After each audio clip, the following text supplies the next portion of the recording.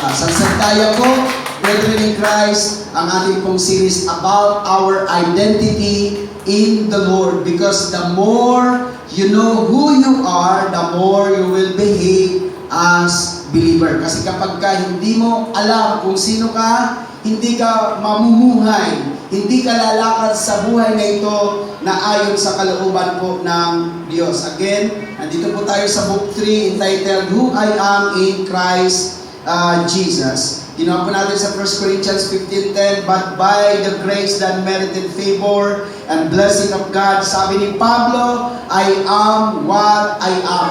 Ako ay naging ako dahil sa biyaya ng Panginoon. And His grace towards me, sabi niya, toward me was not found to be for nothing, fruitless, or without effect. In fact, I work harder than all of them, the apostles, though it was not really I, sabi ni Pablo, but the grace that merited favor and blessings of God which was with me. Tandaan po natin ang mga nakaranas sa biyaya ng Lord, mga kapatid, lalong nagiging masipag sa gawain po ng Diyos. Tulad ng sinabi po ni Pablo, I work harder than all of them. Atin pong i-review ang 8 po nating natalakay na.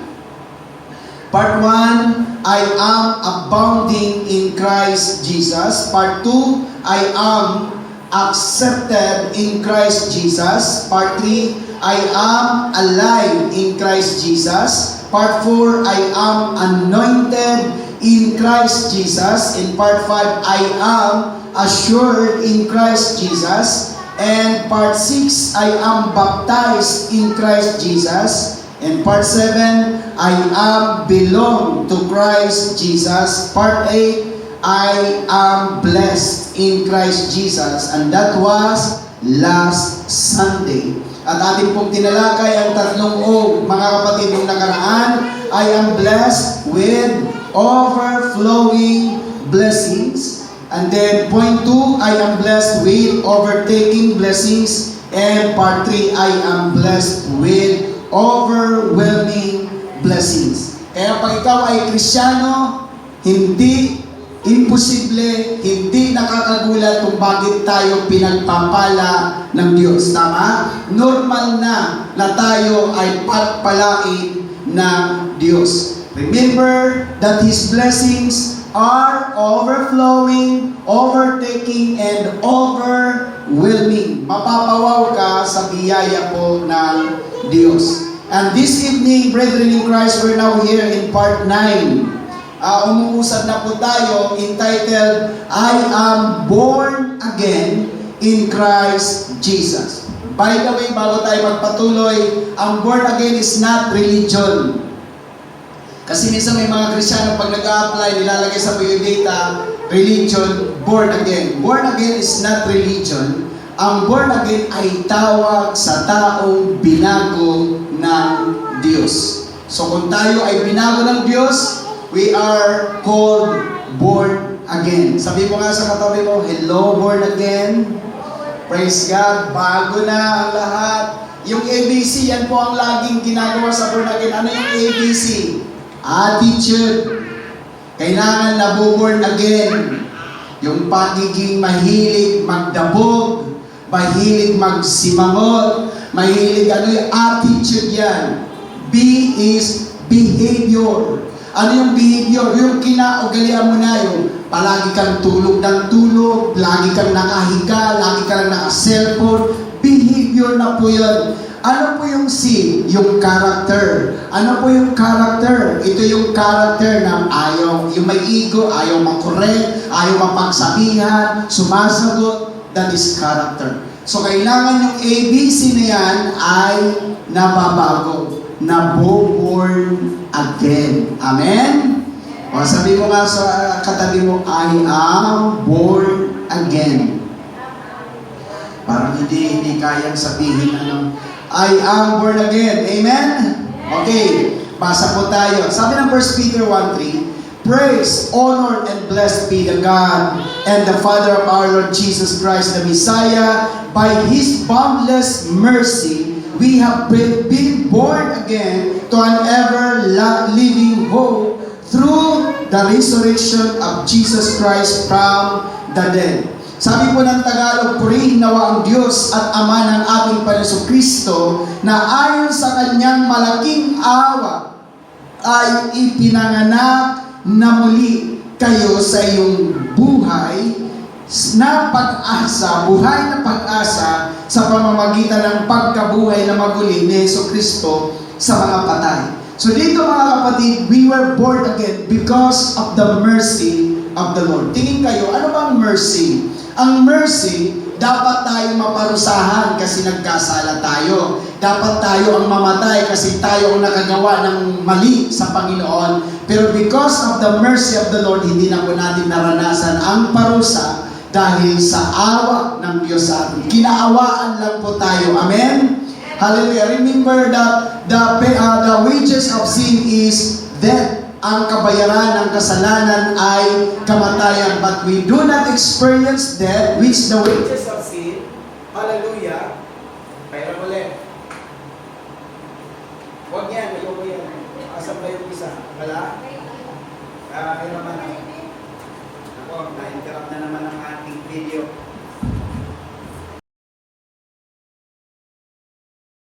Tuloy tayo. Praise God.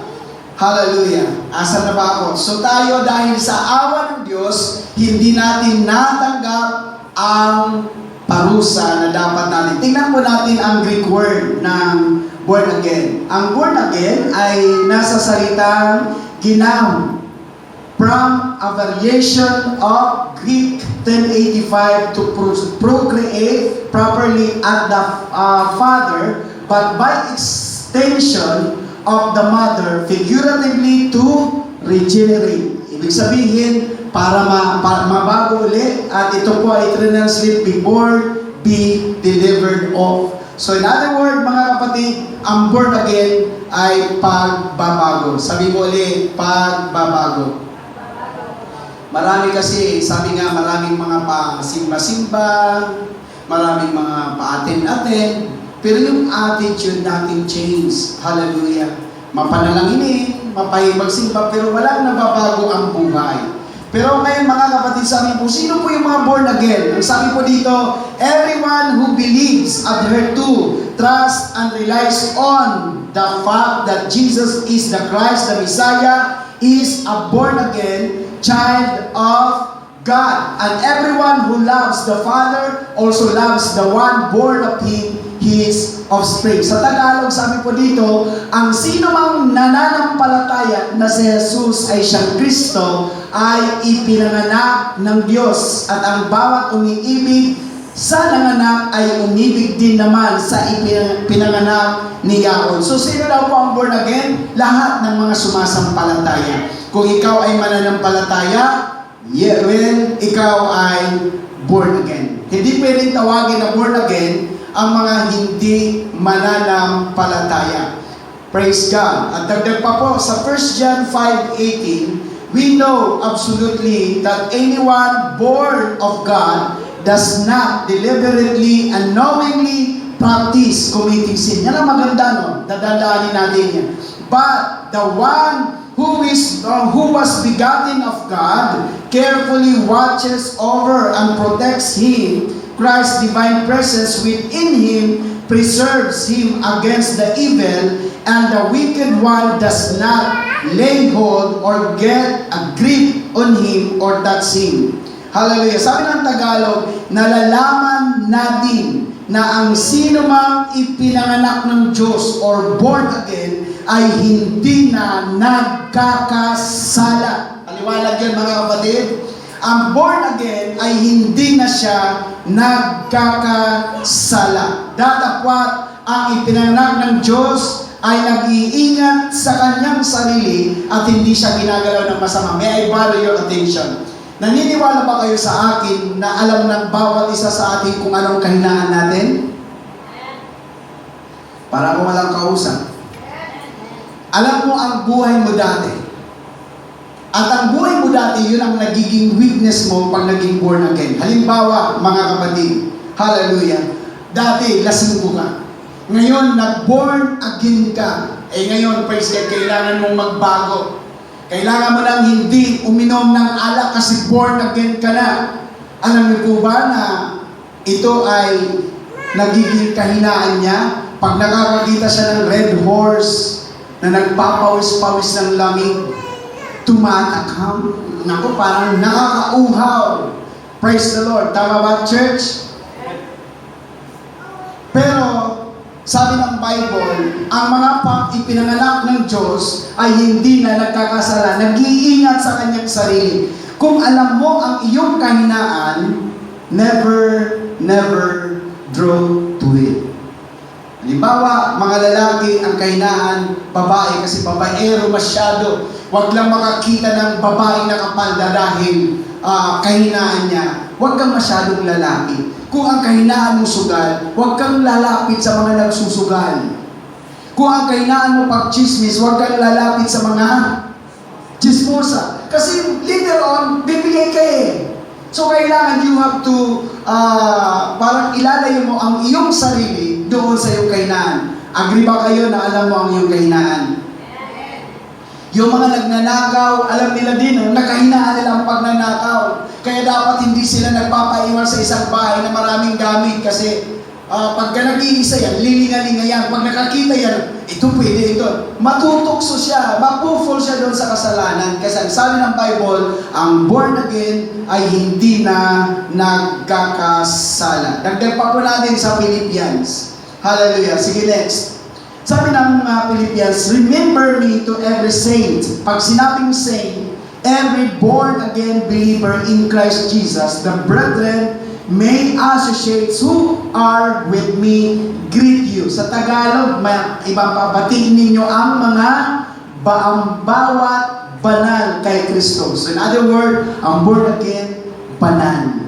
Ano ba ibig sabihin ng banal, pastor? Yung may mga hello ba? Yung may mga pakpak na? Hindi. Pag sinasabing kabanalan, mahilig mag-attend ng church, mahilig manalangin, mahilig magsimba. Ang pagsisimba, kabanalan yan. Ang pag-worship, kabanalan yan. Ang pananalangin, kabanalan yan. So, ang sabi ng Bible, ang mga born again ay mga banal kay Kristo. Kasi, balikan natin sa English. Ano daw sabi doon?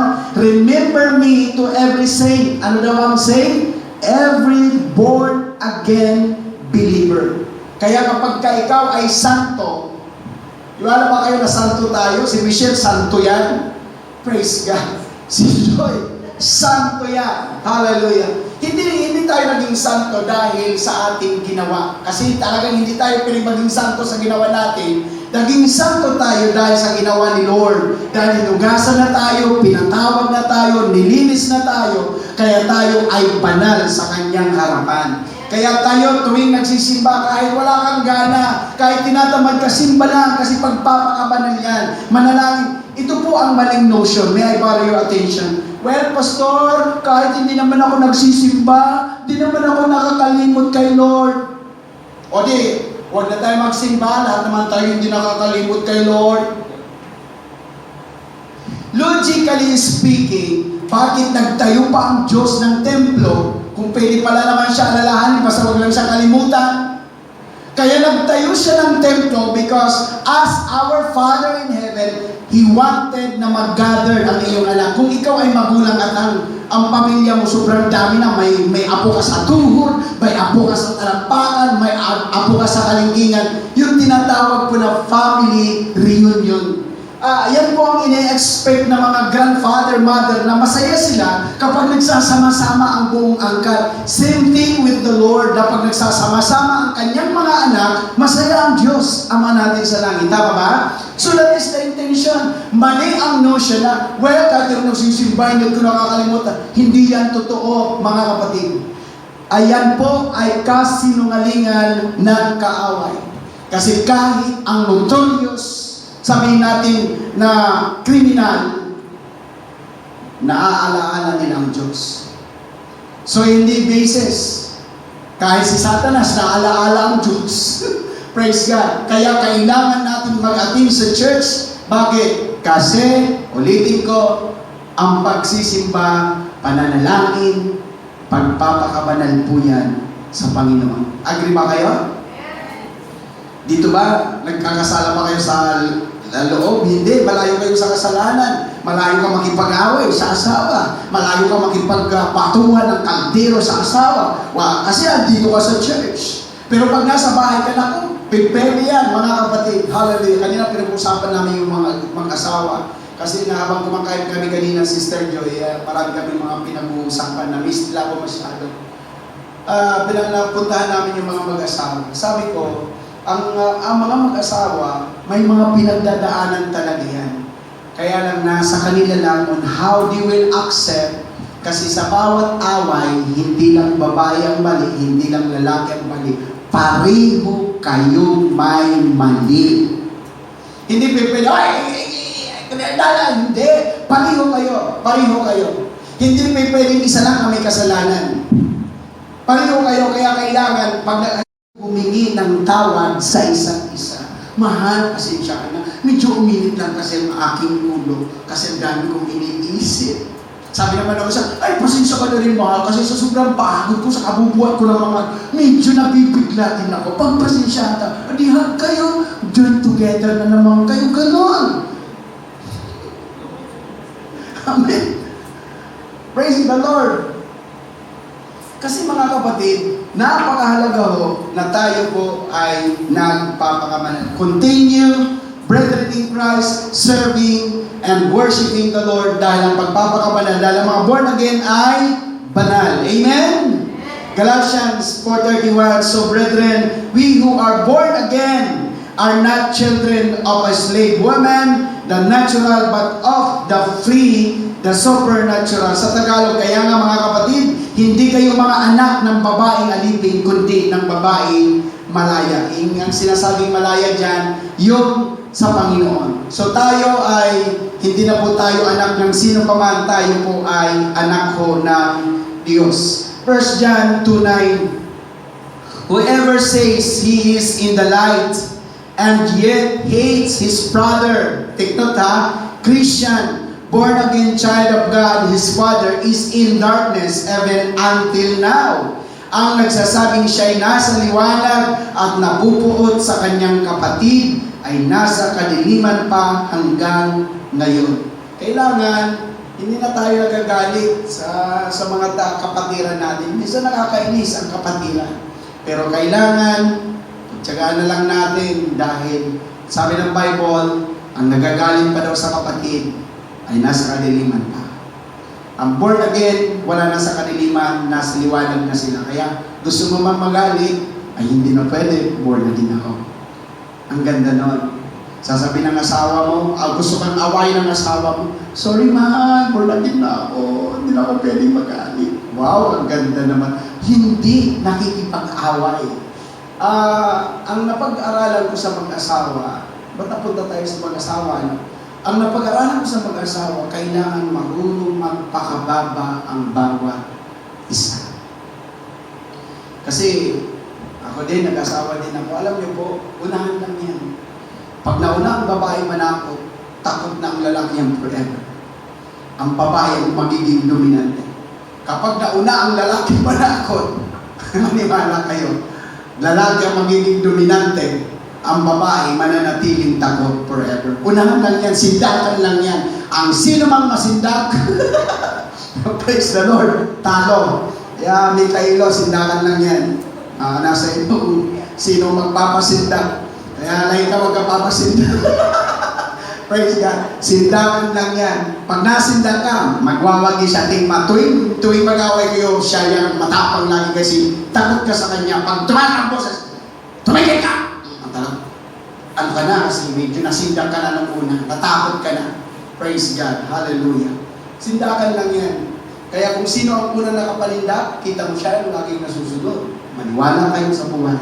Ang nakalbo na ako sa buhay na ito. Ang dami ko naman pinagdaanan. Sindakan lang yan. Kaya kung sino ang nasindak, kita mo sunod-sunuran. Tayo! Ano naman? Opo! Sunod-sunuran. Hugasan mo! Lantahan mo! Maglinis ka! Sunod-sunod! Nasindak eh! Amen! Praise God. At alam niyo po kung sino yung unang naninindak? Babae. Sino unang nagkasala? Babae. Kaya yung babae, laging una yan. nang mabuhay si Jesus, nauna din siya. Praise God. Nakikiuna sa mga balita. Hallelujah. Laging una. Sa away, nauunang babae. Start. Praise God. Starter yung babae. Hallelujah. Ang mga lalaki pa naman, ayaw pa naman pagpagudyan, paggutom, pagpuyat. Ayaw niya na tinatanong. Ako, number 1, ayaw yan. Ikaw, dahil ginabi, naka-line up na ang mga tanong, bakit ka ginabi? Hindi mo na ba kumahal? Hindi na ba kumalaga sa'yo? Ang daming narating na mga question. Pero again, ang born again, banal. Ang born again ay binang. Malagpak nga po ang mga anak ng Diyos. Hallelujah. 3 bagay. Ang born again, sabi niya, I am born again in Christ. Pag sinabing again, anong ibig sabihin ng again? Ulit. Ano yung una? Ipinanganak tayo ng physical. Ang nagluwal sa atin, ating mga magulang, may apelyido ka, may middle name ka, alam mo kung kailan ka isinilang, saan ka isinilang. Ako mga kapatid, napakabanal talaga ng pangalan ng Lito. Alam niyo po, 3 days back ko ang July 27, 1975. Kasi pag may cellphone kayo na 3 days back hanggang sa birthday mo, malalaman mo kung anong araw ka isinilang. 3 days back ko, Sunday ako isinilang. Wow, talagang, hallelujah. Linggong-linggo pala, nagluluwal ang nanay ko. Praise God. Nang madaling araw ng linggo. Nilabas daw po ako alas 3 ng madaling araw. Pero alas 10 pa lang, naglilibor na. Kasi ako sa probinsya, madali lang maglibor. Dito lang naman, matatagal maglibor yung ano. Ang problema sa mga doktor dito, nahirap ka na nga, masakit na, mapapagululuhin ka pa, mapapagkakandakarin ka pa. Praise God. Kaya itong mga nahihirap. Hirap na, di ba, masakit na. Kung ano pa pinapagawa sa'yo, lakad-lakad ka muna dyan. Ang daming pinapagawa, pero sa probinsya, pag nag-labor ka, walang ganun-ganun. Tapos, mga ilang oras lang, lalabas na. Hallelujah. So again, mga kapatid, ang born again ay pinanganak na muli. Ang unang kapanganakan, physical. Ang pangalawang kapanganakan is spiritual. So ngayon na born again ka, not in physical kasi hindi ka na pwedeng papasok ka sa bahay bata ng nanay mo at ipapanganak ka uli. Hindi. Ang born again, spiritual na kapanganakan. Ngayon, ang pamilya mo, may physical ka, may spiritual family ka. Ang church ay spiritual family. Magkakapatid tayo, pamilya tayo. Kahit ganito yung tsura ko, wala kayong magawa. Tatay nyo ako. Kahit kayo ganyan, wala akong magawa. Mga anak ko kayo, tama. Pamilya tayo, magtsagaan na lang tayo. Sa langit, magkikita-kita din naman tayo eh. Praise God.